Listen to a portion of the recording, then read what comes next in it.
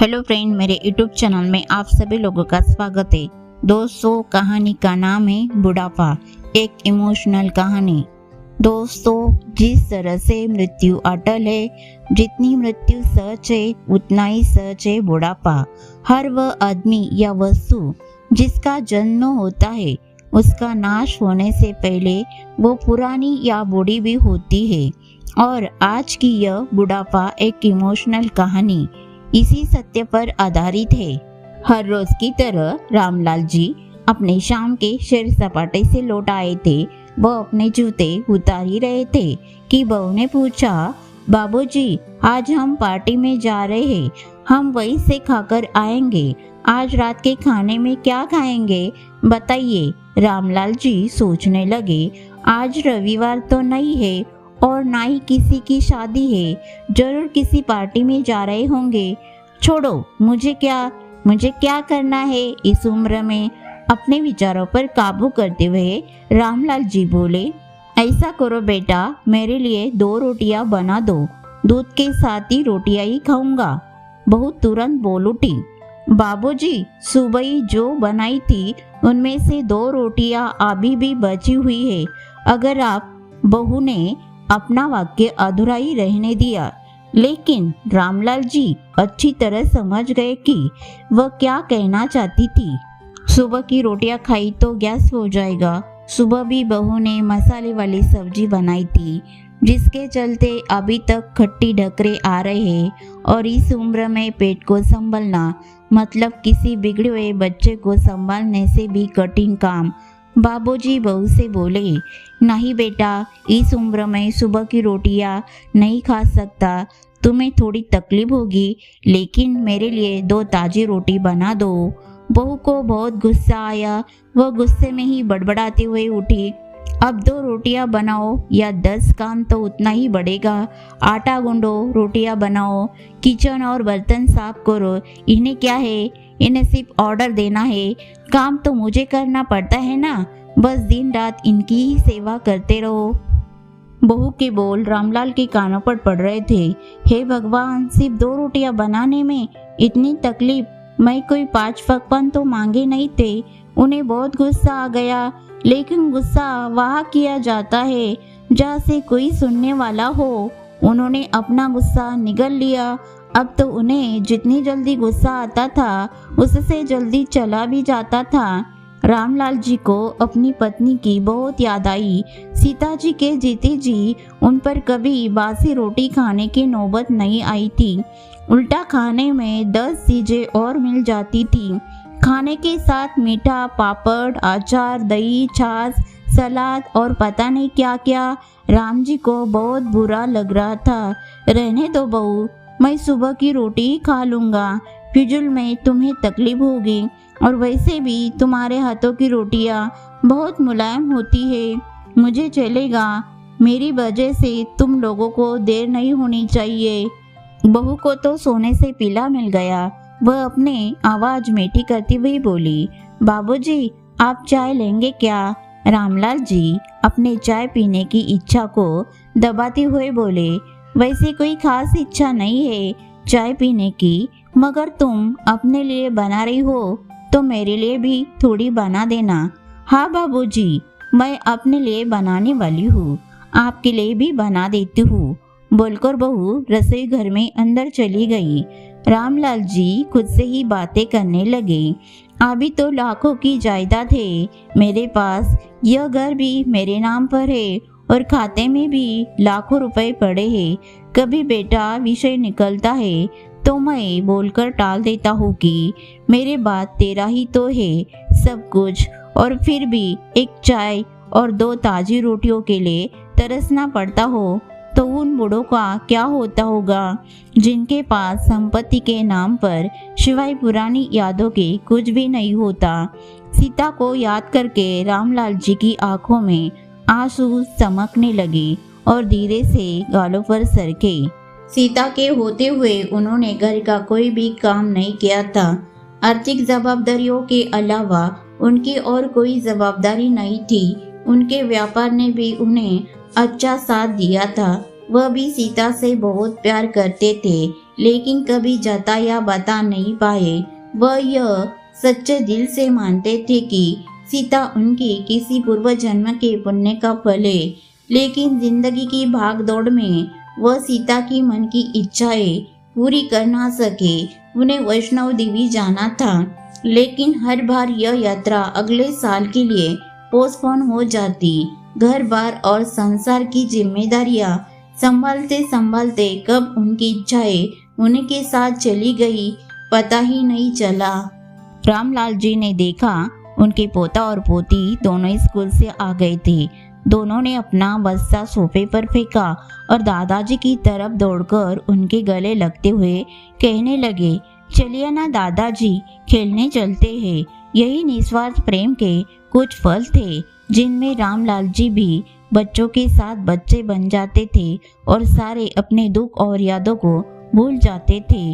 वह कुछ बोल पाते उससे पहले ही बहू ने कहा, चलो छोड़ो दादाजी को, हमें पार्टी में जाना है।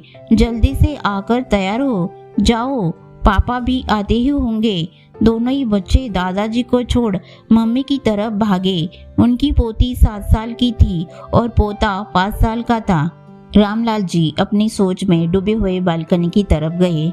बालकनी में धीमी ठंडी पवन में उनका स्वागत किया। बहू उनके लिए चाय बनाकर लेकर आई। बालकनी में रखी अपनी कुर्सी पर बैठकर रामलाल जी घुट-घुट करके चाय पी रहे थे।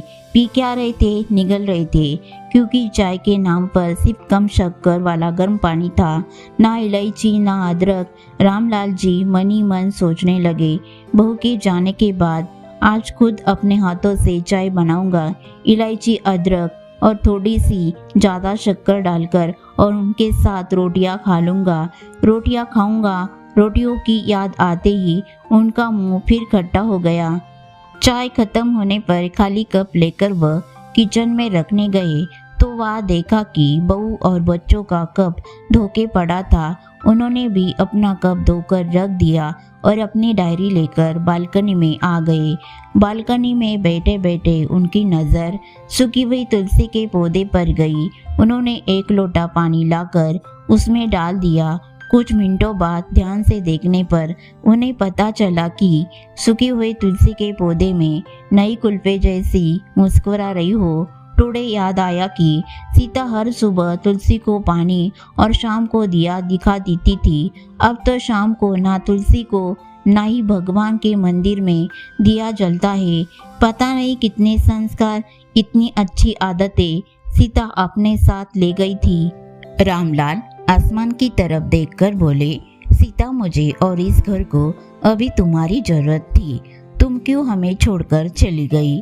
तुमने मुझे धोखा दिया। तुमने हमेशा साथ रहने का वचन तोड़ दिया। तुम मुझे अकेला छोड़कर चली गई। रामलाल की आंखें भर आई। पापा, इतनी ठंडी हवाएं बह रही है और आप है कि बालकनी में बैठे हैं। अंदर आ जाइए, नहीं तो बीमार हो जाएंगे। बेटे ने रामलाल जी से कहा। बेटा, बहू और पोता पोती सब तैयार होकर पार्टी के लिए निकल रहे थे। किसी ने झूठ मोटी मन रखने के लिए भी उनसे नहीं पूछा कि साथ चलिए। बाबा, आप खाना खाकर जल्दी सो जाइएगा, हमें आने में ज़रा देर हो जाएगी। ज़्यादा देर तक जागना आपकी सेहत के लिए अच्छा नहीं है। हमारे पास घर की दूसरी चाबी है, हमारी चिंता मत कीजिए। बेटे ने नहीं जाते हुए कहा। ऐसे बोल रहे हैं जैसे मेरी सेहत की बहुत फिक्र है। कितने दिनों से बोल रहा होगी, डॉक्टर के पास ले चलो। बीपी बढ़ा हुआ है, शुगर भी चेक करवाना है। थोड़ा सा भी चलता हूँ तो हाँफने लगता हूँ। बेटा कहता है कि बुढ़ापे में ये सब होता ही है, ज़्यादा भ्रम मत पालिए। वाह बेटा, बूढ़े बाप के पास बैठने के लिए थोड़ा सा भी टाइम नहीं है तेरे पास, और पार्टी के लिए टाइम ही टाइम है। ऐसे अनगिनत विचार उनके दिमाग में चल रहे थे, लेकिन फिर उन्होंने हाँ में सिर हिलाया। सभी पार्टी में चले गए। रामलाल जी हॉल में रखे कुर्सी पर आकर बैठे। खाना खाने की अभी कोई इच्छा नहीं थी, इसलिए टीवी चालू की। आज वैलेंटाइन डे था, प्यार का दिन, इसलिए टीवी पर भी उसी के बारे में दिखा रहे थे। रामलाल जी की नज़र पास में रखे अपनी पत्नी की फ्रेम पर गई, जिसने लाल कलर की साड़ी पहन रखी थी।